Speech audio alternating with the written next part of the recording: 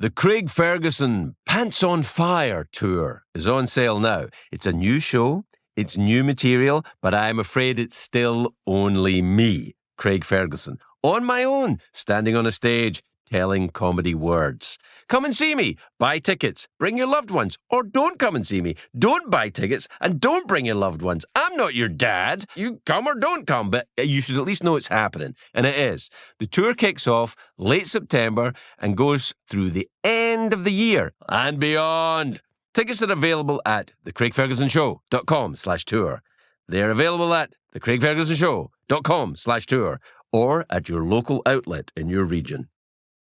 My name is Craig Ferguson. The name of this podcast is Joy. I talk to interesting people about what brings them happiness. On the show today, my guest is an author, a public speaker, an academic, very, very, very clever person. And if you haven't read any of her work, I urge you to have a crack at it. She's really clever.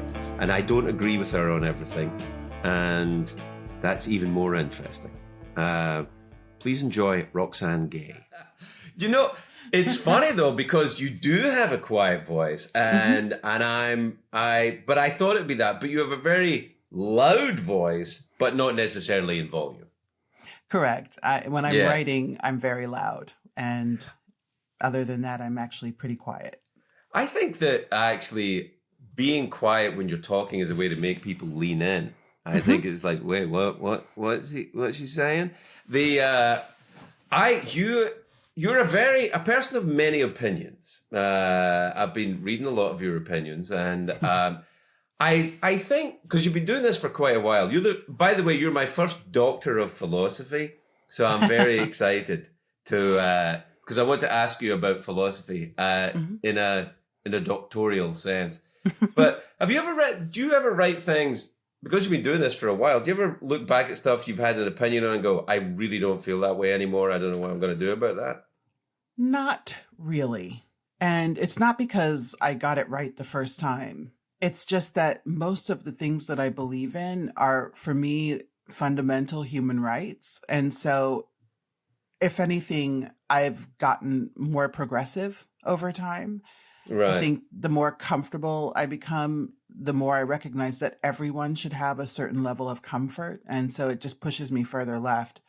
The one thing I know that I sort of have gotten wrong, and there's an essay in one of my first books, BAD FEMINIST, where I talk about how amazing Bill Cosby is. So, I definitely got that wrong.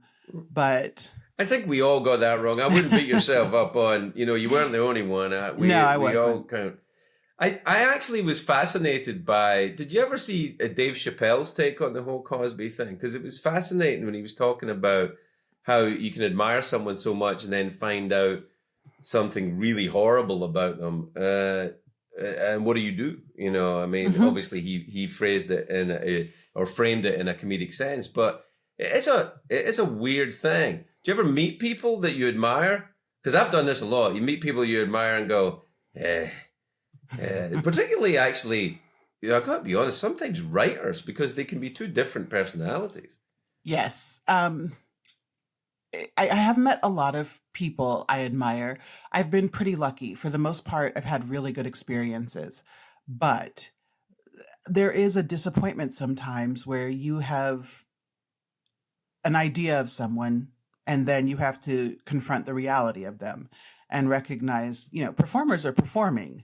And then when they're not in front of the camera, they're themselves. And we don't actually know that person. And I know that intellectually. But when you have a favorite and you meet them and they don't live up to your imagination, there's a disconnect there for sure. It's quite an interesting thing, because I think now writers, people, you're an academic and you talk and you're a professor. So, there is a stand up in front of a room full of people aspect of your job. But it feels to me like all writers to an extent have to be performers now. You can't just write and throw it out there. Well, you can, but it'll be hard to sell it.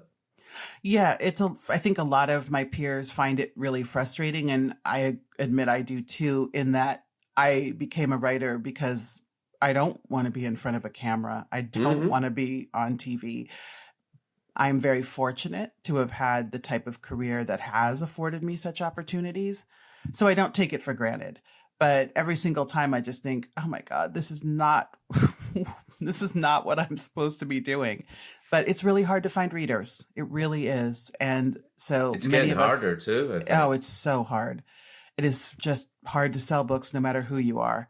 And so many of us have made peace with the fact that we have to turn to different avenues to reach readers. And that's okay. I like being read. So Yeah, I mean, it's an odd thing though, because I mean, I've done it a bit myself. When you write a book and you go on a book tour, and then you have to read out passages from your book. I mean, and I've seen you do it, and you're very good at it. But whenever excuse me, whenever I've had to do it, I've thought, I want the voice in your head to be your voice, and you reading it in your head as a reader. I don't want you to hear.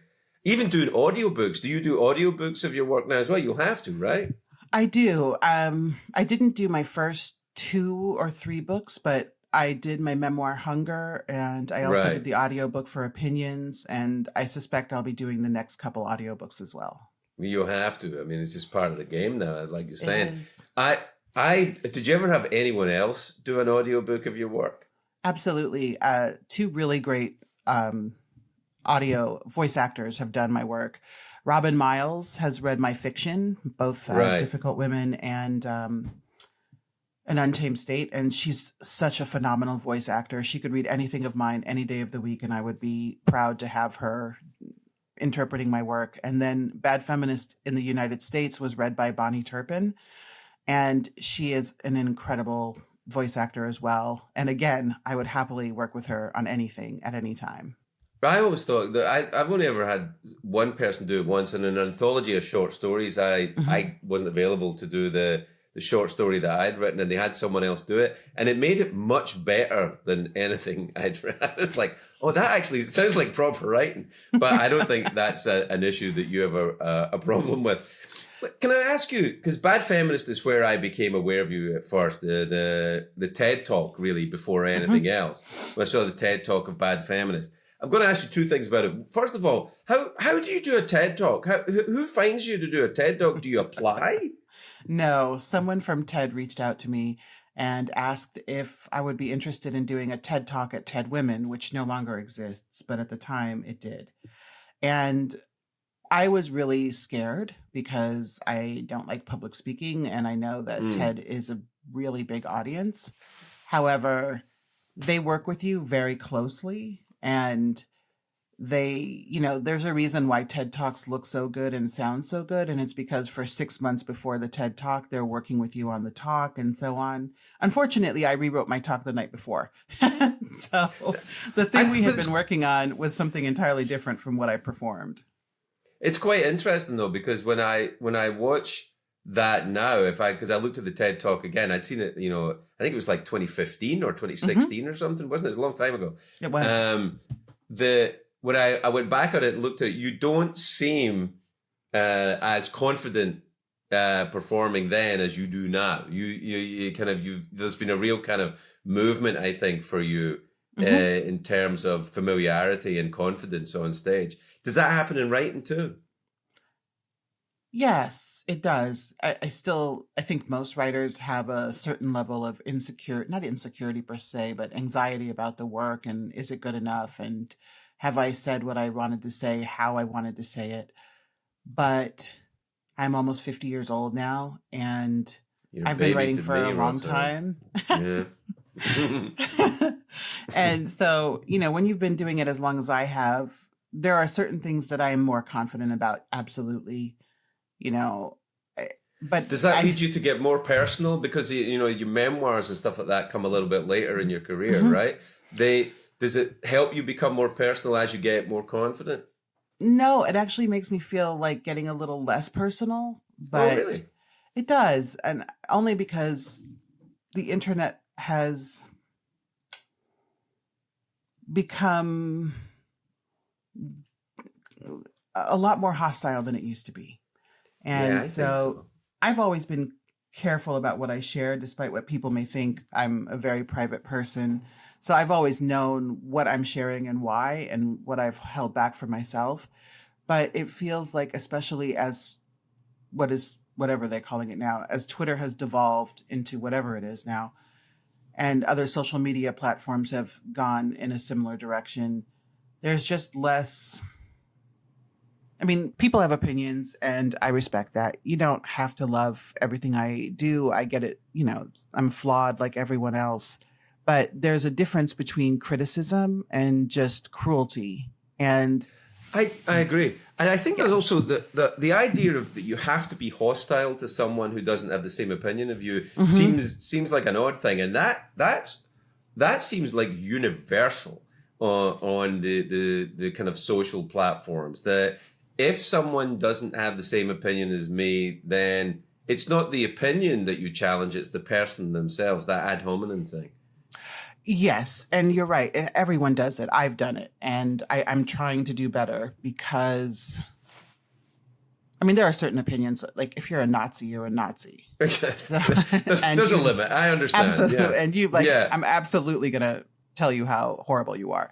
Right. But and I've been talking about this quite a lot lately at events, but we are in a very inelastic age where people are becoming more and more brittle and calcified, and have decided that it's their way or no way. And when we believe what we believe, and oftentimes we believe it very deeply, but there's no way to reach other people if we are that calcified. I'm not suggesting that if we all sit together in a circle and hold hands, the world will be a better place. And when it comes to certain issues that people are particularly committed to, there is no compromise. Like, you can't compromise on the value of human life. You can't compromise on the ills of terrorism or war. And so it's a question of, well, then how do we talk about these differences of opinion? How do we talk about these issues on which we profoundly disagree? And the answer is, I don't know. And sometimes I wonder, do we even bother? I hope we do, but talking is not going to be enough. Is this maybe a product of recent? I mean, because I can be as negative about recent times as anybody, and I can say, this is a time when everything is polarized and everything is, we can't get along. But it also seems to me, maybe a contrary position is, I can't think of any time, and maybe I'm wrong about this, but I can't think of a time in human history where people attempted to try and get along. It was like, no, we're the king. No, we're the other king. Or we think the biscuit turns into Jesus. No, we don't think the biscuit turns into Jesus. And there was no attempt to try and find there was very little in the way of attempt to find common ground. Mm-hmm. And I think maybe the frustration of current times, and maybe I'm wrong, I'd like to know what you think, is the idea that we are trying to try and find a way to live in some kind of compromise. I think some people are, but clearly not everyone. I do think there are a lot of people that... I do think there are a lot of people who genuinely want to compromise, who want to find a way for all of us to coexist. But there are so many who don't. And we're seeing this right now, particularly with regard to the current political climate and the election, where Republicans, or at least a version of Republicans that are currently in power, are doing everything they can to try and rid this country of immigrants. And quite frankly, almost all of us are immigrants, including them, as I certainly denial. I mean, it's an interesting thing, though, because, like most things, it becomes extremely, I mean, at what point do you join the argument? Do you know what I mean? It's mm-hmm. Like right now, there's this thing about illegal immigrants, and I don't want to get into the nuts and bolts of the politics of it, because I feel like the minute that we do, our conversation becomes, about that. And what I'm more interested in is the idea of coping with or addressing the disagreement and dealing with the fact that we do have to share the same space and we do have wildly different opinions.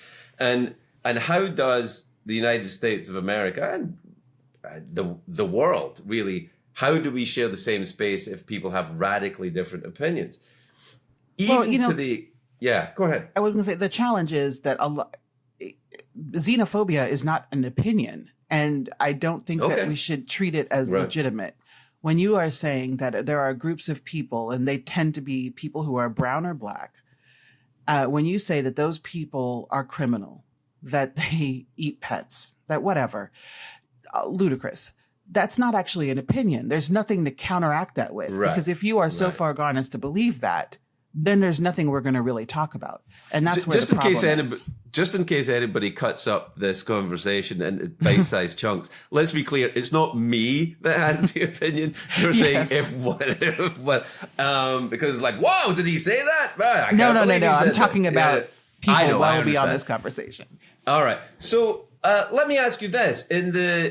Let's go back to Bad Feminist just for me, because that was the jumping off point for me, because you took a recognizable, I want to say, is feminism a polemic? Is it fair to say that it's an idea, right? You took an idea of modern feminism and you extrapolated it in a way which I hadn't seen done before. You had, can you explain it a little? Because I don't want to explain your work to you. You explain it to me.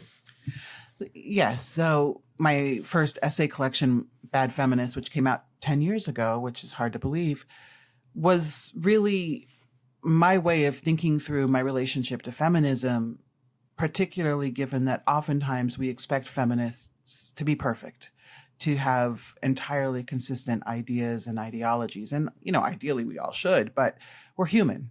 And I wanted to be able to write about feminism while also acknowledging my humanity, my flaws.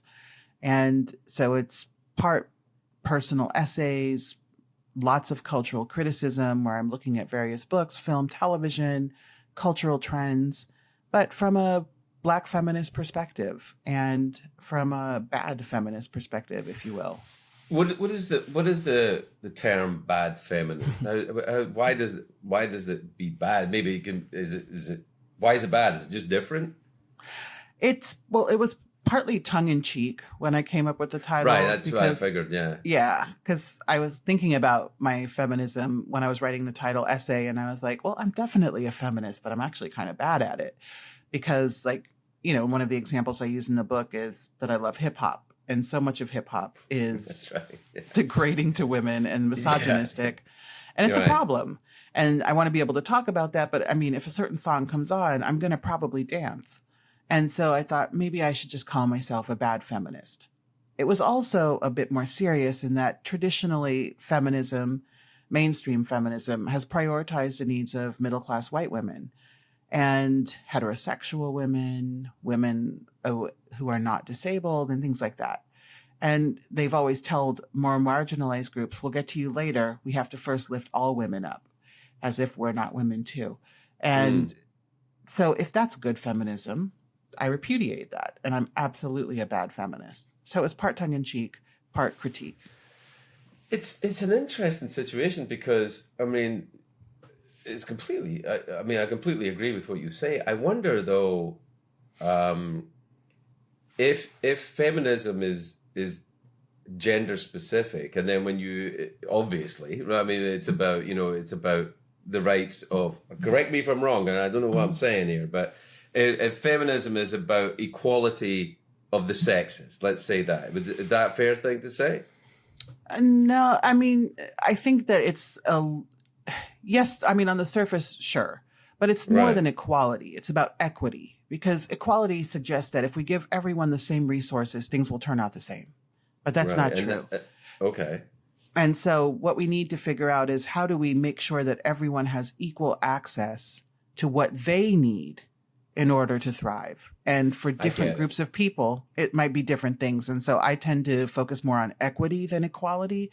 But yeah, it's really about how do we have gender equity? How do we make it such that women are safe? Women have bodily autonomy. Women Right. are listened to, not attacked, etc. Equal pay for equal work. Support in the home in terms of a more equal distribution of domestic responsibility between the genders for people who are in heterosexual relationships. And the reality is that feminism is for everyone. And when women do better, everyone does better. Children do better, men do better. And so it's always interesting that there's resistance to feminism because it helps men too. There are all kinds of cultural responsibilities that we place on men that don't help them, that don't serve them, that force them to have to try and live up to some ideal of what masculinity is. And if we start to rethink what gender is and what it means and what roles we are assigned to, and we can challenge all of that, I think it just makes everyone happier, safer, and better off. I agree. If what you say is true, and I believe it is, where does the resistance come from then? Who would resist that? It seems like it's common sense. If it helps everyone, why wouldn't everyone want to do it? What's the motive, do you think, behind the idea of not allowing the change? Well, that is the question. And, that is the question. Why? Why are so many people so resistant to gender equity? And part of it is that it challenges the systemic power that we have all been raised with. And a lot of times when you hold power, you don't want to share it. We see this all the time, whether it's presidents refusing to cede or older people refusing to step aside. What Biden did this year was incredibly rare. It just rarely happens. Like over at Saturday Night Live, Lorne Michaels is like, yeah, I'm going to ride this horse until it's dead. And it's just like, wow, you don't think there's anyone else in this country or this world who could run SNL, not like you, but as well. And so people get very attached to power, and we're human. So I understand, but are we so attached to power that we harm ourselves?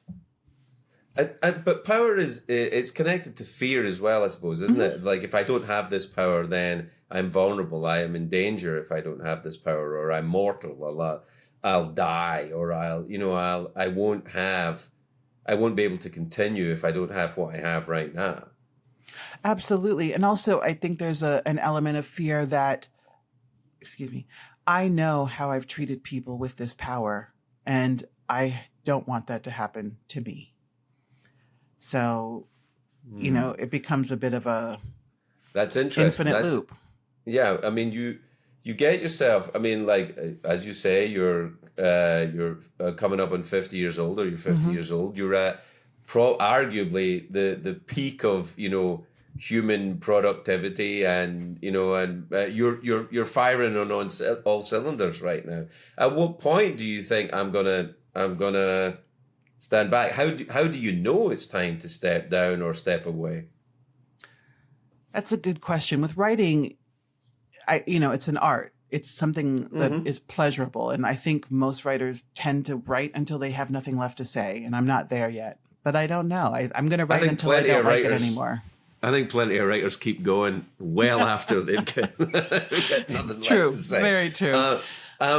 But I think that it's kind of interesting, though, because it requires a degree of self-examination that's unpleasant. It's unpleasant to look at yourself and go, am I done?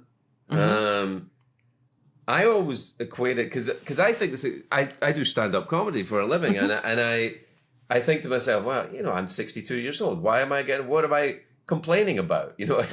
When I was young, I'd come and go, see those things? I don't like those things, and those other things, and what about those guys? And I don't really have anything to say about that. I've said all the things I had to say about that. But now I find myself talking to my contemporaries about the fact that it's fallen apart, I suppose, that I'm older. And so the things that I observe are different. The problem I have with it is sometimes you distance yourself from the people that you were talking to 20 years ago. Maybe they didn't go with you. Maybe they didn't travel with you, because things do change. An They intelligent mind will alter over time. do. And which is good, actually. I would hope that, like when you asked earlier, have I changed my opinions on anything? Not really, but I hope that I'm doing better work and more thoughtful work and more nuanced work now than 10 years ago, 15 years ago.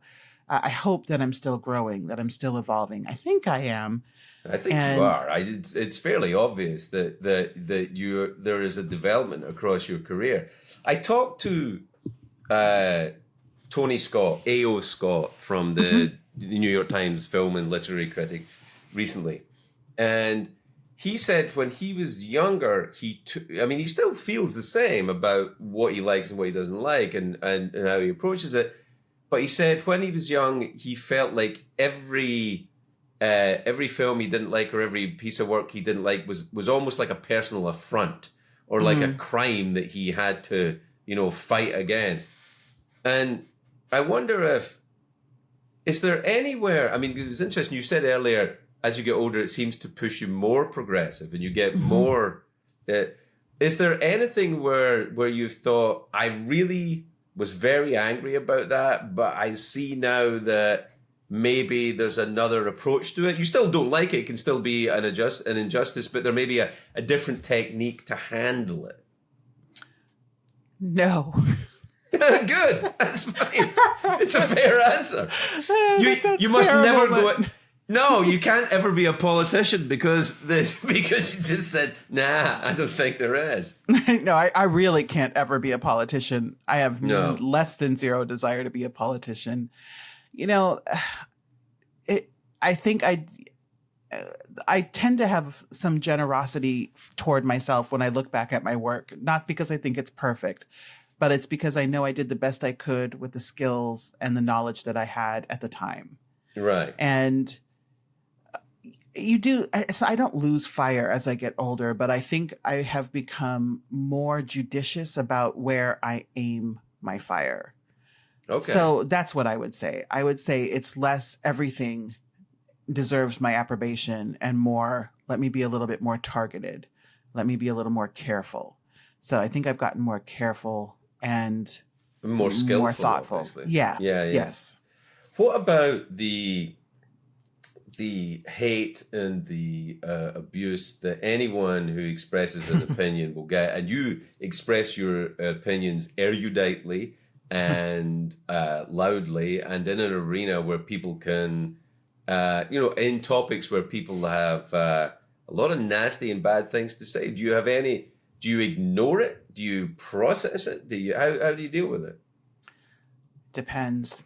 It's challenging. It is the hardest part of what I do because when you're a writer, you don't really assume that people are going to read your work. You tend to think I'm going to be writing into a void, and there's not much I can do about that. And when you are lucky enough to find an audience and then be able to sustain that audience, you don't only have people in your audience who agree with you, of course, nor should you want that. You have people who disagree. And then you have people who disagree so passionately that they want to tell you about it. And then you have the trolls. And there are quite a lot of trolls. And so I struggle with it. And that's why I left Twitter. I couldn't do it anymore. I loved Twitter when it was good. It was such a great place. It was a lot of fun, wasn't it? It was back in the day? So much fun. I know. I remember it. And I was on there for like ruined. 17 years, and now it's a complete cesspool. Yeah, it's and really bad. It's just I think frustrating. All of it went that way. Though. I loved it. I got into it like, I don't know, it was about 2010 or something like that. Eddie Izzard got me into it and said, it's just a great way to contact people and sell tickets, and it's revolutionary. It's going to change the world. And I was like, great. And it was. And then very quickly, well, not very quickly, just over time, it became, because these people, the people that were mean used to be an anomaly. And now it seems like it's almost, that's what you do on these things. Yes, because especially the way the algorithms have been honed, they prioritize interaction. And the things that receive the most interaction tend to be negative encounters, disagreements, pile-ons, etc. It's Yeah. really unfortunate that tech has decided that this is the way forward, and that so many of us have succumbed to that. But it's so hard not to. I And know. I've written about this because I do think about it quite a lot. And I think part of it is that most of us have relatively little power in our day-to-day lives. And then you can go online and you can point out an injustice, great or small, and people will listen to you and they will join you in the crusade, oftentimes mindlessly, but they'll join you nonetheless. And I think that's intoxicating for a lot of people. And even that I can understand. But then it goes a bit further. And there are the people who make threats. And some of those threats are idle, but many of them are not. And you don't know which one is which. So you have to take them all seriously. Yeah, that's And right. that becomes really, that's the hardest part, is not knowing, like, is this death threat real? Or is this just someone having a little weird fun? So that's frustrating. And it's unfortunate because I think we should be able to disagree. You can even like dislike me. You can make fun of me. But why does it get to threats? Why do you think that's sort of the next level? I think perhaps it's, look, I'm not trying to make excuses for anybody, but I think observing it, the behavior of it, to me it seems it's kind of like an announcement that I don't have the skill to do anything else. It's like I don't have the skill to disagree with you. I don't have the wherewithal or the intelligence or the education to combat you on a point. I just instinctively want to lash out, and the only thing I have is insult. Do you know what I mean? It's like, I feel like it's a little bit like hecklers at a stand-up show. Most people are just there, and for the show, and then. But that little bit, there's a friend of mine, a country singer called Trace Atkins. I was saying to him, hey, what do you, I was asking him about social media. I said, most people are fine. And he said, yeah, but the way I look at it, it only takes one turd in the pool to make me not want to get in there. And I'm like, yeah, I understand. So what That's do you do? How do you accurate. combat it? Do you shut it down? Do you have security? What do you do? It depends. I have security at most of my events, Right.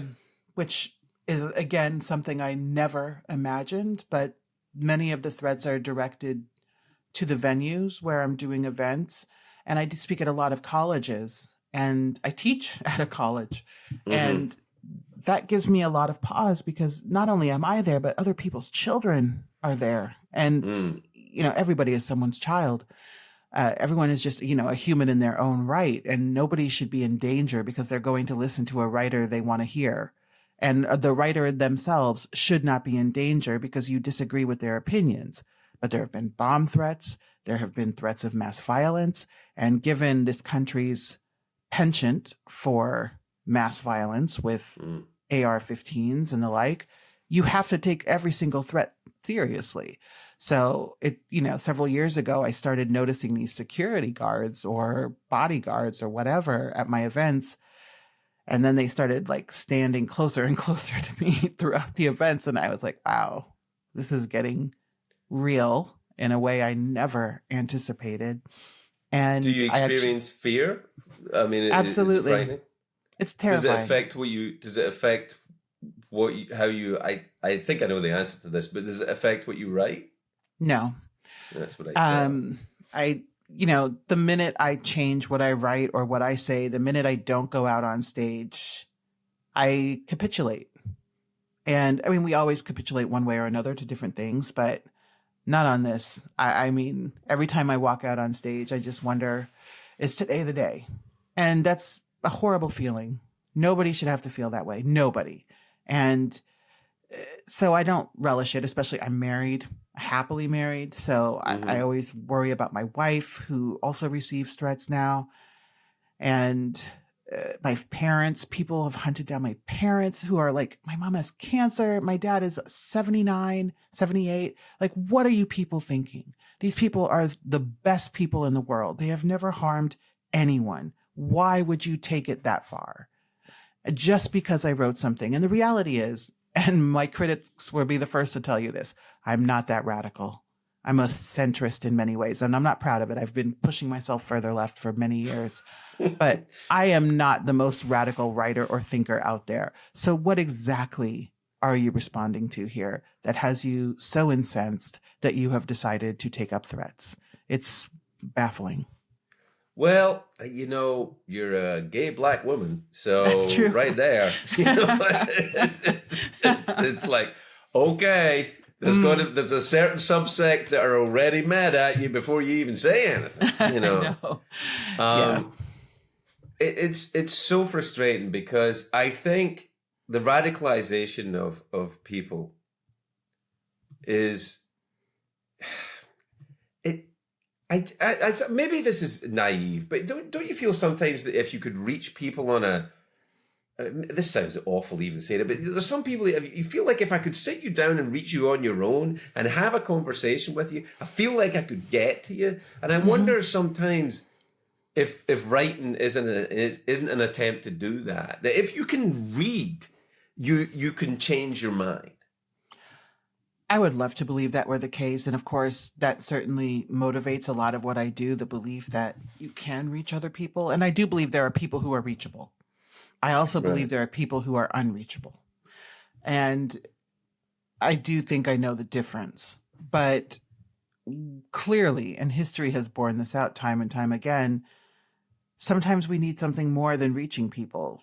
And like, what do we do with the people that can't be reached? And there's no solution that I can even begin to think of because I believe in free speech first and foremost. But I also believe that, of course, there should be consequences. If you say terrible things, if you make threats, if you say violently racist or xenophobic or homophobic or transphobic things, you don't have to be put in prison. That's not realistic, but maybe you don't get to enjoy public life as much anymore. Maybe people will push back and tell you what they think about your trash opinions. And maybe you will lose opportunities because people don't want to be associated with that kind of bigotry. So I would love to believe that we could find ways of addressing these issues while preserving the sanctity of free speech. And I think thus far we kind of have, but there seems to be very little deterrent right now for people to say any old thing and get away with it. And that's, I guess that's life. You know, it's funny that I was reading a book recently about it's a Gore Vidal book called Empire. It was one of the novels of Empire series, and in it there's a discussion or a part where it recounts when William Randolph Hearst, at the early part of the 20th century, had presidential ambitions, but he published a quatrain by Ambrose Bierce that foreshadowed the assassination of President McKinley. It was, and because of what happened there, basically, William Randolph Hearst's political career, the reaction to that basically incited violence, or it was perceived to be incited violence against the sitting president. He was cancelled, for want of a better word, at the early part of the 20th century. He still was an immensely powerful, immensely wealthy man who owned a lot of newspapers and did whatever he did. But he didn't get to go further in what he wanted to do at that time, which was to be president of the United States. And I wonder if there is a specific call to violence for an individual, that's not free speech. Absolutely. That's not free speech is opinion. Free speech is, the Voltaire thing. I may not agree with what you say, but I will defend to the death your right to say it. I think that was Voltaire, maybe certainly some clever French bloke. And I think that but the idea that I should be able to say what I want about you is not actually free speech. I think free speech contains it's about the polemic, it's about opinion, it's about what you do. You know, because I read you and I don't agree with everything you say. And I certainly don't want to talk to you about the stuff that I don't agree with you about. But what I do think is that you put it forward in a way which is, this is what I think. You know, this is what I believe. And that, I think, is free speech. I think to threaten someone with violence is a very different thing. I don't think that's free speech. I don't either, but I do know that free speech absolutists will definitely suggest that that's part of free speech. And yeah, I know. I recognize that, you know, we have become very fast and loose with the Constitution, but only in ways that are self-serving. Like when you, especially, and I recently wrote an essay about gun ownership and the Second Amendment and the ways in which it has kind of run amok. And when you look at the Second Amendment, which is like 14 words long, you see people who defend their right to own assault weapons. People are very, people interpret things the way they want to. And it was never thus, though. I mean, that's the problem. And I think the eternal conundrum is trying to live with people that you'd rather not live with. You know, whether it's your family or you know, or a whole swath of the country. You know, it's difficult. When you were growing up, you're from an immigrant family. Your family are Haitian, is that right? Yes. Now, I'm an actual immigrant. I immigrated here, but you know, my children, of course, are first generation, and the values that I brought with me are not quite the same. I actually had one of my oldest kid said to me once, "Dad, I don't need to know this. It's not Glasgow in the 1970s. I don't need to behave like this.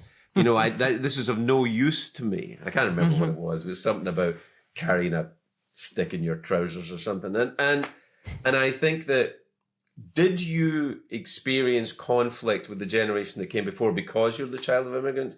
Because are your values very different to your parents than the generation before you?